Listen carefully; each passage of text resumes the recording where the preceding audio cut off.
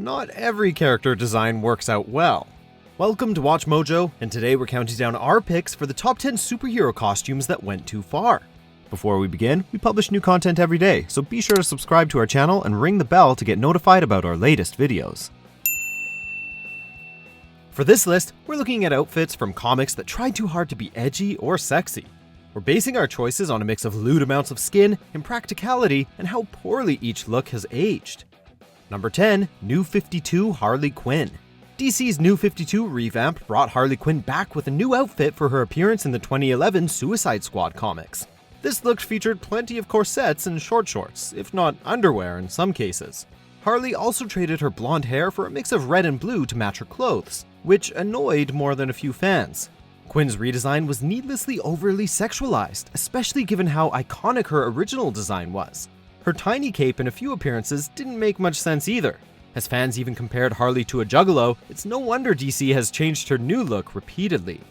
Number 9. Sleeveless Magneto. When Magneto decided to spend some time as a hero, he changed costumes to mark the occasion. Rather than a new helmet, the Magnus donned a purple suit with a giant white M on his chest. The outfit had no sleeves and instead showed off some rather long gloves to cover Magnus's arms. Though this new getup wasn't far off of some Hawkeye costumes, Magneto's massive cape was out of place. His pajama-like suit came off as silly during the otherwise serious Trial of Magneto series as well. While Magnus was a great hero, his costume just couldn't match up. Number 8. Casual Superman. Though Superman's suit didn't change dramatically for his titular New 52 series, he received a t-shirt in the pages of Action Comics. With jeans and the iconic S on a T, this imagining of Clark Kent's origin story looked like a cosplayer. While this laid-back take on Superman's outfit was a good fit for his roots as a farm boy, the cape looked silly. Clark would also buy his S t-shirts in bulk since they weren't strong like his Kryptonian suit. As well-loved as this storyline is, young Clark's cuffed jeans are still earning mixed reactions. Number 7. Spiky Namor. Neptune brought Namor back to life and gave him a surprisingly gritty makeover in the process. The Submariner had taken on a more feral look throughout the 1990s, with long hair and gold gauntlets for his vicious fighting style. His revival, however, came with a sharp gold chest plate, which was a big change for a hero who normally just wears a Speedo. Issue 37 also saw Namor with dozens of spikes across his body, which resembled a muscular sea urchin. Even with the more experimental tone of these adventures, artist Jay Lee's design reflects the excess of 90s comics. Number 6. Biker Wonder Woman.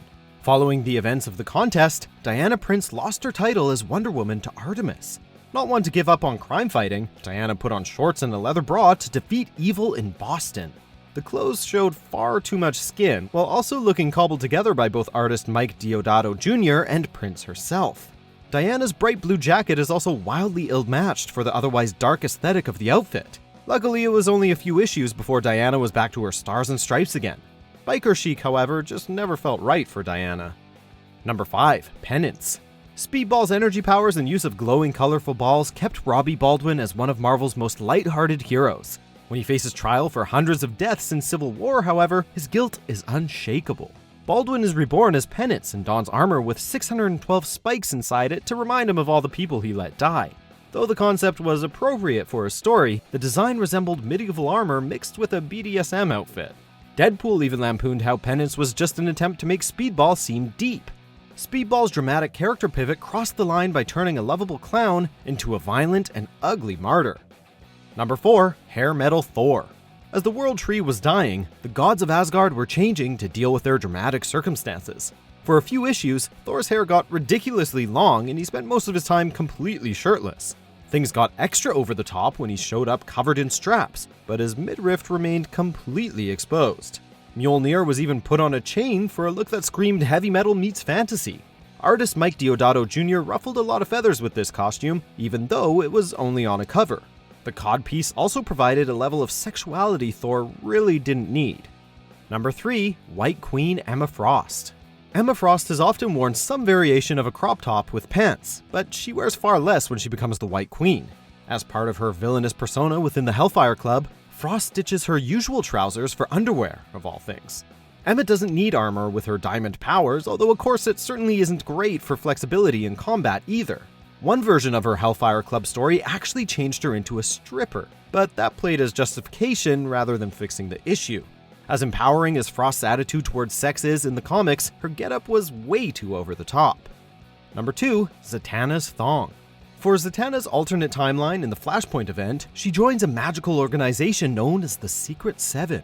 Between this group and her biker gang, the sorceress shed her usual stage clothes for a thong and a small jacket.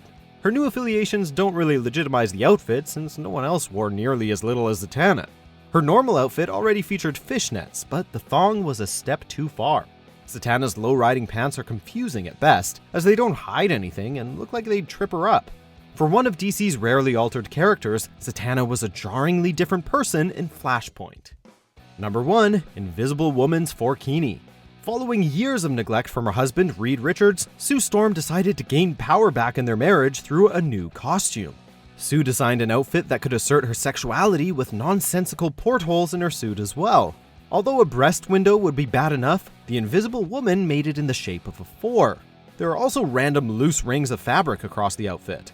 The concept was eventually explained as the result of Malice possessing Sue. After a dozen issues, however, this attempt at an empowering new costume came off as comedic, with Sue ditching it and referring to it as too flashy. Do you agree with our picks? Check out these other great clips from WatchMojo and be sure to subscribe and ring the bell to be notified about our latest videos.